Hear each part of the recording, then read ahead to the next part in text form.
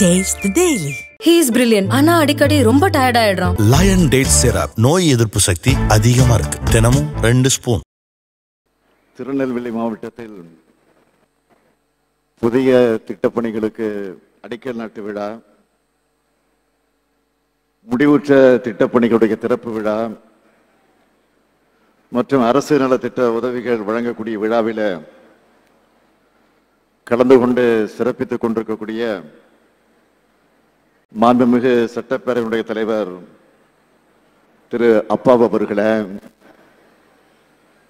மாண்புமிகு அமைச்சர் பெருமக்கள், என்னுடைய ஆறுயிர் அண்ணன் துரைமுருகன் அவர்களே, இந்த மாவட்டத்தினுடைய பொறுப்பு அமைச்சர் KN நேரு அவர்களே, மாண்புமிகு KKSSR அவர்களே, மாண்புமிகு பெரிய கருப்பன் அவர்களே, மாண்புமிகு ராஜகண்ணப்பன் அவர்களே, மாண்புமிகு கீதாதீபன் அவர்களே, மாண்புமிகு அனிதா ராதாகிருஷ்ணன் அவர்களே, திரு மூர்த்தி அவர்களே, நாடாளுமன்ற உறுப்பினர் திரு ராபர்ட் புரூஸ் அவர்களே, சட்டமன்ற உறுப்பினர்கள் திரு நயினார் நாகேந்திரன் அவர்களே, திரு அப்துல் வஹாப் அவர்களே, திரு ரூபி மனோகரன் அவர்களே, மேயர் திரு ராமகிருஷ்ணன் அவர்களே, கூடுதல் தலைமைச் செயலாளர் டாக்டர் மணிவாசன் IAS அவர்களே, மாவட்டத்தினுடைய ஆட்சித்தலைவர் டாக்டர் கார்த்திகேயன் IAS அவர்களே, உள்ளாட்சி அமைப்பினுடைய பிரதிநிதிகளே, அரசு உயர் அலுவலர்களே, அரசு நலத்திட்ட உதவிகளை பெறுவதற்காக வருகை தந்துள்ள பெரியோர்களே, தாய்மார்களே, என் பாசத்திற்குரிய மகளிர் சுய உதவி குழுவை சார்ந்திருக்கக்கூடிய சகோதரிகளே, தாய்மார்களே,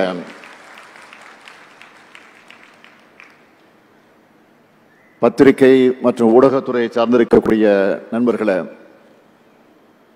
உங்கள் அனைவருக்கும் என்னுடைய அன்பான வணக்கத்தை நான் தெரிவித்துக் கொள்ள விரும்புகிறேன். திக்கட்டும் புகழ் பரப்பிய நெல்லை சீமையிலே நடைபெறும் அரசு விழாவிலே கலந்து கொண்டு உங்களை எல்லாம் சந்திப்பதில் மிகுந்த மகிழ்ச்சி அடைகிறேன். பாண்டியர் ஆட்சியாக இருந்தாலும், சோழர் ஆட்சியாக இருந்தாலும், விஜயநகர ஆட்சியாக இருந்தாலும், பிரிட்டிஷ் ஆட்சியாக இருந்தாலும், எந்த ஆட்சியாக இருந்தாலும் அதில் மிக முக்கியமான நகரமாக இருந்த ஊர் நம்ம திருநெல்வேலி.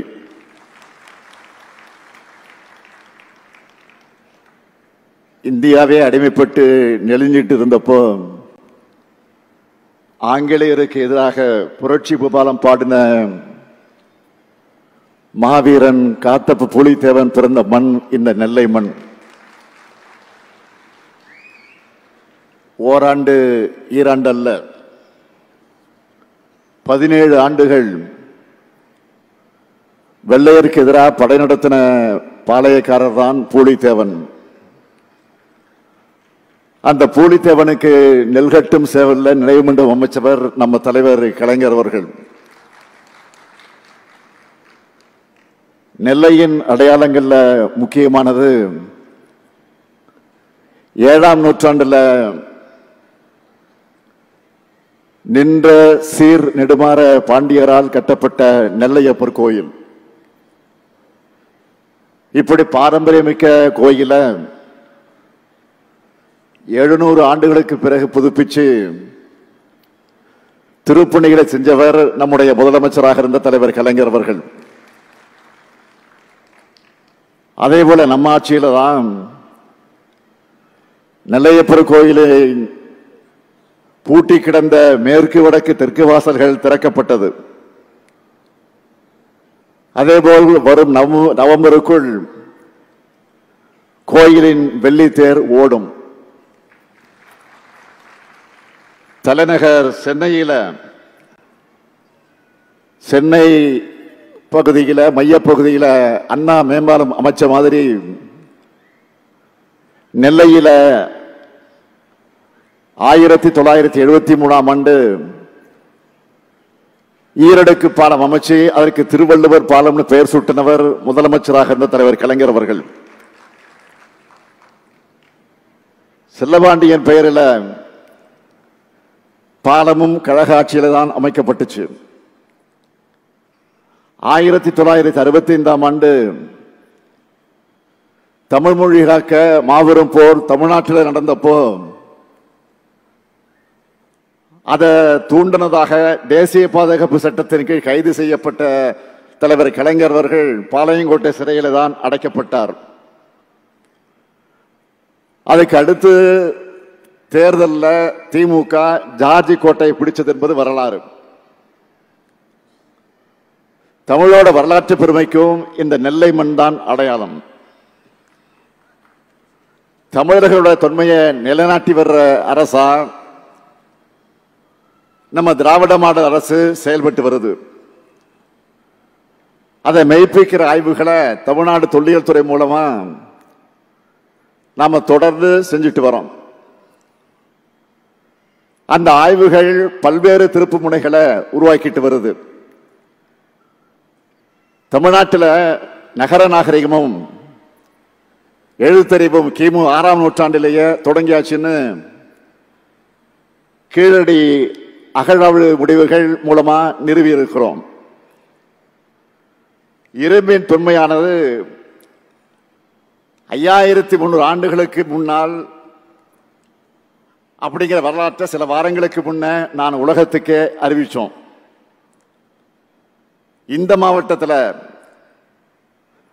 பொருணை ஆற்றங்கரையில் 3200 ஆண்டுகளுக்கு முன்பே வேளாண் பயிர் தொழில நெல் பயிரிடப்பட்டிருக்குன்னு சிவகல அகழ்வாழ்வு முடிவில் வெளிப்படுத்தி இருக்கிறோம். பொருணை அருங்காட்சியக பணிகளும் 33 கோடி ரூபாய் மதிப்பீட்டில் நடைபெற்று வருது.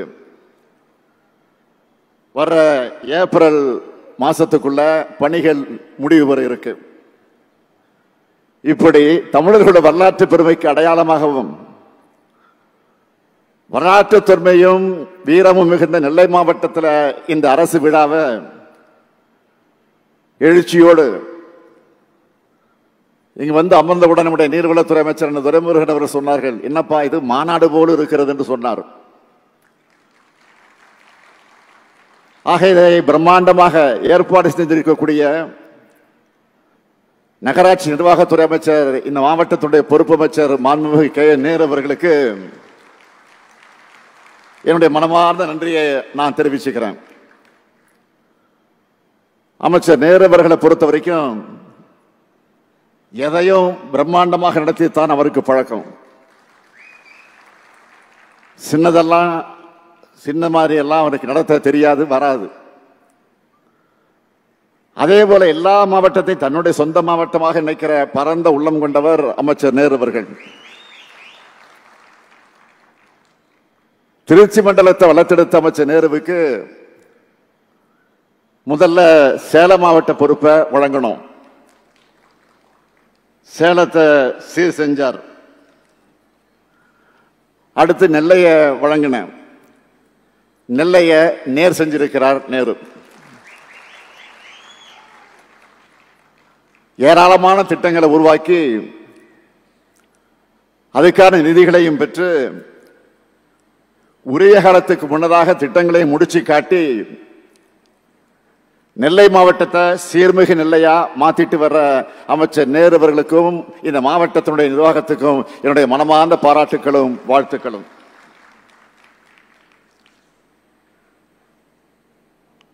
$1371 கோடி ரூபாய் மதிப்பிலான முடிவுற்ற பணிகளுக்கு தொடங்கி வைக்கக்கூடிய விழா. 309 கோடி ரூபாய் மதிப்பிலான பல்வேறு புதிய திட்டப்பணிகளுக்கு அடிக்கல் நாட்டு விழா. பல்வேறு அரசு துறைகள் சார்பாக 75,151 பயனாளிகளுக்கு 167 கோடி ரூபாய் மதிப்பிலான நலத்திட்ட உதவிகள் வழங்கக்கூடிய விழான்னு 30 விழாவா இதை ஏற்பாடு செய்யப்பட்டிருக்கு. இந்த நிகழ்ச்சியில மிக முக்கியமான உபரி நதிநீர் இணைப்பு திட்டமும் தொடங்கி வைக்கப்பட்டிருக்கு. தலைவர் கலைஞர் அவர்களால் அறிவிக்கப்பட்டு நம்முடைய மூத்த அமைச்சர் அண்ணன் துரைமுருகன் அவருடைய மேற்பார்வையில் தொடங்கப்பட்டு இன்று அவர் முன்னிலையிலே திறக்கப்பட்டிருக்கு. தாமிரபரணி, கருமணியாறு, நம்பியாறு உபரி நதி நீர் இணைப்பு திட்டம் மிக மிக முக்கியமான திட்டம். இது மூலமா தாமிரபரணி ஆற்றின் வெள்ள நீரை 75 கிலோமீட்டர் நீளத்துக்கு கால்வாய் மூலம் வறட்சி பணிகளான திசையன் விலை மற்றும் சாத்தான்குளத்துக்கு கொண்டு செல்ல இருக்கிறோம். இது ஒரு முன்னோடியான நதிநீர் இணைப்பு திட்டம். இதோட திட்ட மதிப்பு 1060 கோடியே 76 லட்சம் ரூபாய். கடந்த 2 ஆண்டுகளா நடந்த சோதனை ஓட்டம் வெற்றி பெற்றதை தொடர்ந்து இன்னைக்கு இந்த திட்டம் தொடங்கி வைக்கப்பட்டிருக்கு. நம்ம திராவிட மாடல் ஆட்சி அமைஞ்ச பிறகு திருநெல்வேலி மாவட்டத்துக்கு ஏராளமான திட்டங்கள் நிறைவேற்றி தரப்பட்டிருக்கு. பொருணை அருங்காட்சியகத்தை பத்தி முதல்ல சொன்னேன். தாழையூத்து முதல் கொங்காந்தான் பாறை விளக்கு வர திருநெல்வேலி மாநகருக்கான மேற்கு புறவழிச்சாலை, அம்பாசமுத்திரம் புறவழிச்சாலை, தாமிரபரணி நதியை நீராதாரமாக கொண்டு 605 கோடியே 75 லட்சம் ரூபாய் மதிப்பீட்டில் கூட்டு குடிநீர் திட்டப் பணிகள், களக்காடு நகராட்சி மற்றும் 7 பேரூராட்சிகள் இருக்கக்கூடிய குடியிருப்புகளுக்கு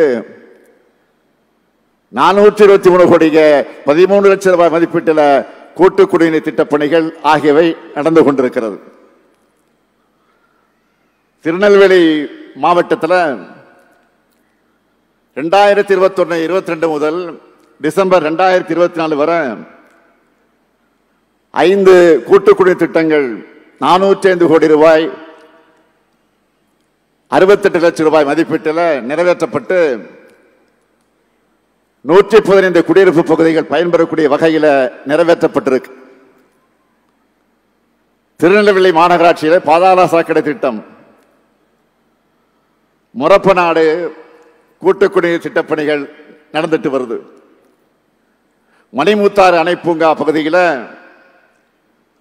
பல்லுயிர் பகுதியில் பல்லுயிர் பூங்கா மற்றும் சாகச சுற்றுலா பூங்கா அமைக்கும் பணிகள் பரிசீலனையில் இருக்கு. திருநெல்வேலி மாநகரம் பெருமாள்புரம் பகுதியில் புதிய ஐடி பூங்கா,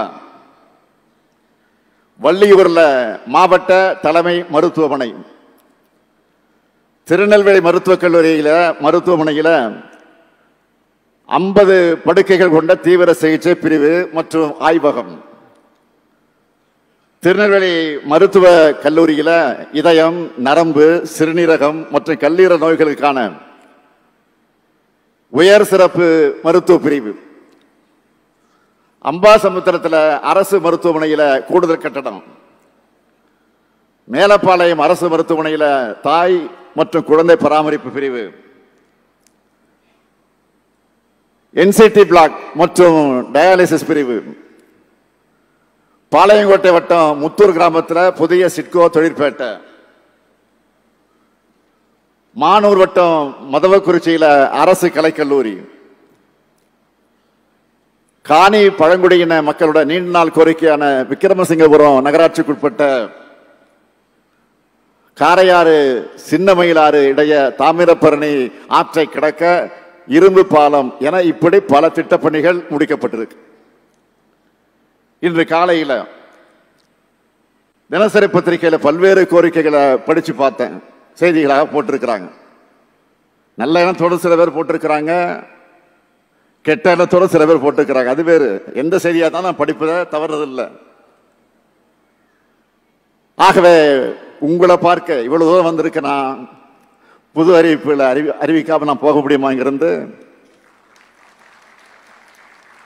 நேரு என்ன விட்டுருவாரா? ஆகவே நெல்லை சீமைக்கான முதல் அறிவிப்பு திருநெல்வேலி மாவட்டத்தோட எதிர்கால தொழில் வளர்ச்சியை கருத்திலே கொண்டு நாங்குநேரி வட்டம் மருங்கால்குறிச்சி மற்றும் திருவலமங்கபுரம் கிராமங்கள்ல 2291 ஏக்கர் பரப்பளவுள்ள புதிய சிப்காட் தொழிற்பூங்கா அமைக்கப்படும். அது மட்டுமல்ல, மூளைக்கரைப்பட்டி பகுதியில் இருக்கக்கூடிய 1200 ஏக்கர் தரிசு நிலங்கள்ல மேலும் ஒரு புதிய சிப்காட் தொழிற்பூங்கா அமைக்கப்படும். இரண்டாவது அறிவிப்பு, திருநெல்வேலி மாநகரத்தில் மதுரை குமரி சாலையில பாளையங்கோட்டை பேருந்து நிலையம் மற்றும் எம்ஜிஆர் பேருந்து நிலையம் உடைய குலவணிகர் புறத்தில் இருக்கக்கூடிய ரயில்வே களவு பாதைக்கு மாற்றா புதிய ஒய் வடிவு ரயில்வே மேம்பாலம் 120 கோடி ரூபாய் மதிப்பீட்டில் அமைக்கப்படும். மூன்றாவது அறிவிப்பு,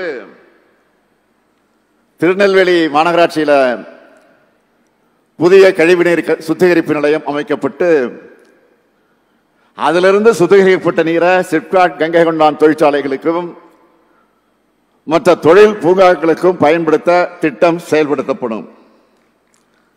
இதன் மூலம் தாமிரபரணி ஆற்றில் கழிவுநீர் கலக்கிறத முற்றிலுமாக தடுக்கவும் தொழிற்சாலை தேவைகளுக்கு சுத்திகரிக்கப்பட்ட நீரை பயன்படுத்தவும் வழிவகை ஏற்படும்.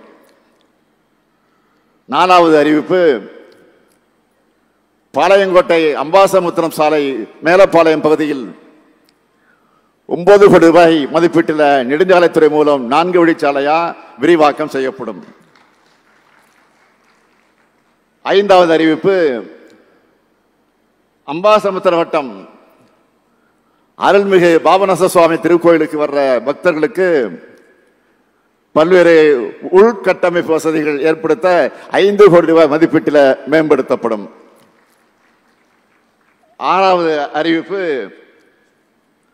மீனவ பெண்களோட வாழ்வாதார மேம்பாட்டுக்காக திருநெல்வேலி மாவட்ட கடற்கரை பகுதியில் கடல் பொருட்கள் மதிப்பு கூட்டல் மையம் மற்றும் உற்பத்தியாளர் நிறுவனம் 3 கோடி ரூபாய் மதிப்பீட்டில் உருவாக்கப்படும்.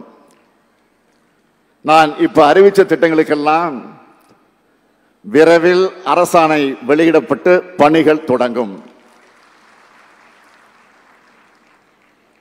2023ஆம் ஆண்டு டிசம்பர்ல எப்படிப்பட்ட கனமழை பெஞ்சதுன்னு உங்களுக்கு எல்லாம் தெரியும். அதனால திருநெல்வேலி, தென்காசி, கன்னியாகுமரி, தூத்துக்குடி உள்ளிட்ட தென் மாவட்டங்கள் எப்படியெல்லாம் கடுமையான அளவுக்கு பாதிக்கப்பட்டதுன்னு நல்லா உங்களுக்கு தெரியும். அந்த பாதிப்புகள்ல இருந்து மீள ஒன்றிய அரசு கிட்ட நாம நிதி கேட்டோம். 2 ஒன்றிய அமைச்சர்கள் வந்தாங்க. ஆனா அவங்க உடனடியாக இடைக்கால நிதி உதவியை கூட செய்யல. நம்முடைய நைனா நாகேந்திரன் கோபித்துக் கொள்ளக்கூடாது, அவருக்கு உண்மை தெரியும். ஆனா அவர் பேச மாட்டார். நீங்கள் பேசுங்கள் என்றுதான் எனக்கு அனுமதி கொடுப்பார். இருந்தாலும் மாநில அரசோட நிதியை வச்சு நிவாரண பணிகளை நாம செஞ்சோம். தொடர்ந்து ஒன்றிய அரசு கிட்ட நிதி கேட்டு வலியுறுத்தினோம். கொடுக்காத அவங்களை கண்டிச்சோம், அப்பவும் வரல. நாடாளுமன்றத்திலும் பேசணும், அப்பவும் வரல. ஏன் நீதிமன்றம் போனோம். அதன் பிறகுதான் ஒன்றிய அரசு தமிழ்நாட்டுக்கு வெள்ள நிவாரண நிதியை அறிவிச்சாங்க. அதுவும் எவ்வளவு? நாம கேட்டது 37,907 கோடி ரூபாய். 37,907 கோடி ரூபாய். வேற வழி இல்லாம ஒன்றிய அரசு கொடுத்தது. எவ்வளவு கொடுத்தது? வெறும் 276 கோடி ரூபாய். நாம கேட்டதுல ஒரு விழுக்காட்டை கூட கொடுக்கல. இப்படிதான் ஒன்றிய அரசு நடந்துகிட்டு இருக்கு. சரி போகட்டும், இந்த பட்ஜெட்லாவது நம்ம கேட்ட நிதிகளை ஒதுக்கி தருவாங்கன்னு எதிர்பார்த்தோம். அதுவும் இல்லை.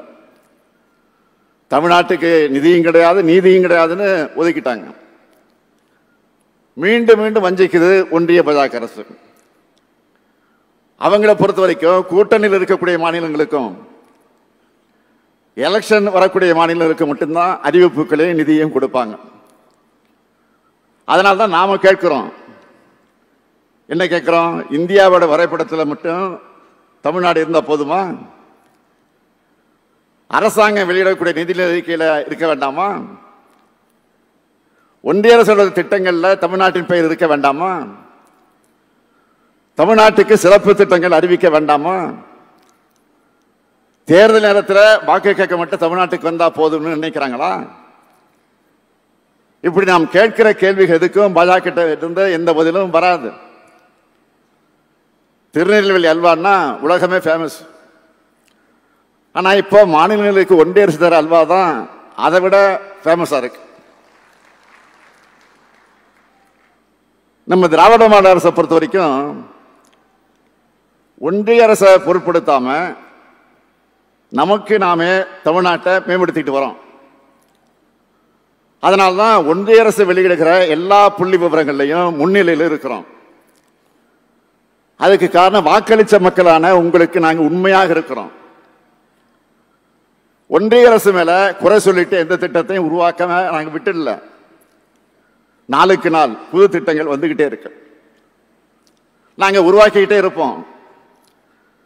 நேற்றைக்கு கூட கங்கை கொண்டா சிப்காட்ல 3800 கோடி ரூபாய் மதிப்பீட்டில் டாடா பவர் சோலார் நிறுவனத்தை தொடங்கி வச்சோம். அது மட்டுமல்ல, 2600 கோடி ரூபாய் மதிப்பீட்டில்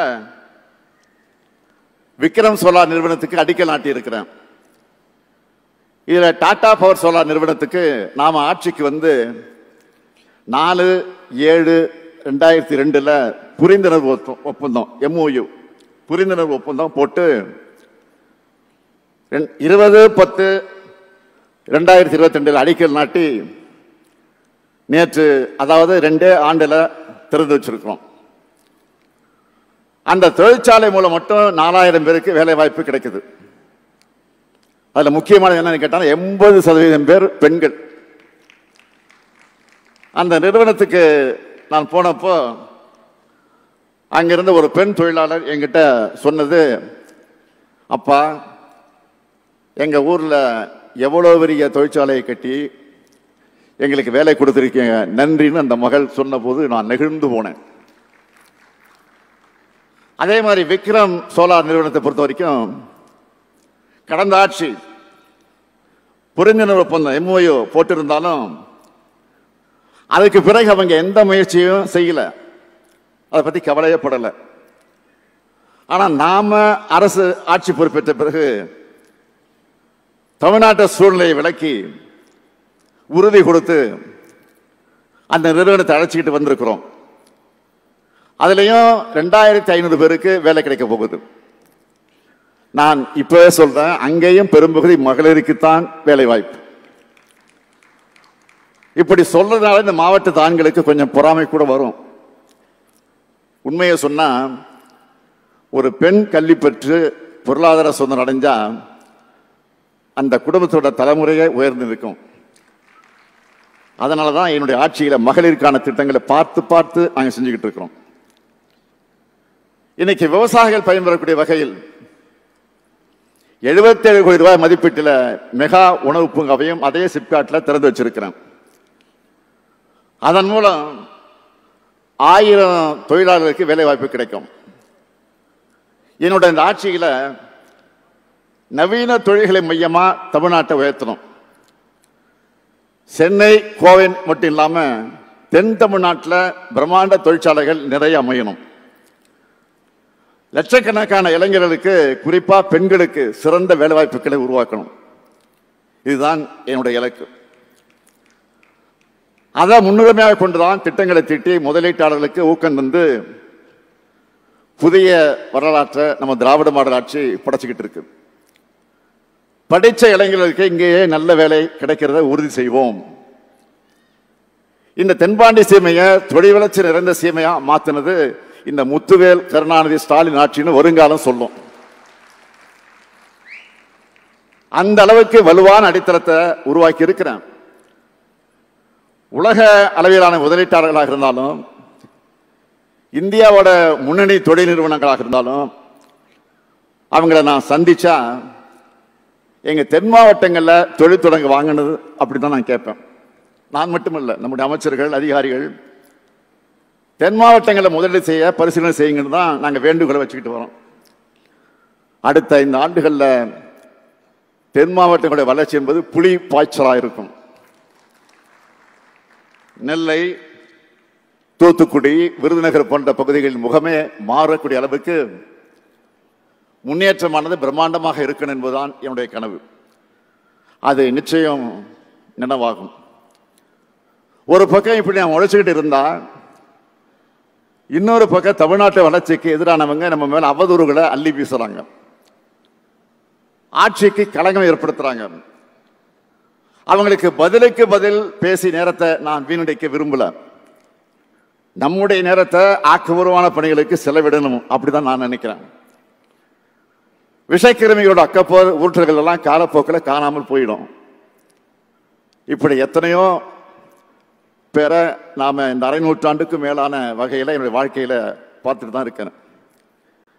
என்னை பொறுத்த வரைக்கும் நான் அழுத்த நிறுத்தமாக சொல்றது, மற்றவங்க மாதிரி கண்ணுக்கெட்டிய தூரம் வர எதிரிகளே இல்லைன்னு இருமாப்போடு நான் பேசுறவன் இல்லை. இந்த ஸ்டாலின் தோழமையில இருக்கக்கூடியவங்க பேசினாலும் சரி, எதிர்முகாமில் இருக்கக்கூடியவங்க பேசினாலும் சரி, அன்பா பேசினாலும் சரி, கோபமா பேசினாலும் சரி, அவங்க பேசுறதுல நியாயம் இருந்தாலும் சரி, மக்களுக்கு நன்மை இருந்தா அதையெல்லாம் செஞ்சு கொடுக்கணும்னு நினைக்கிறவன் தான் நான்.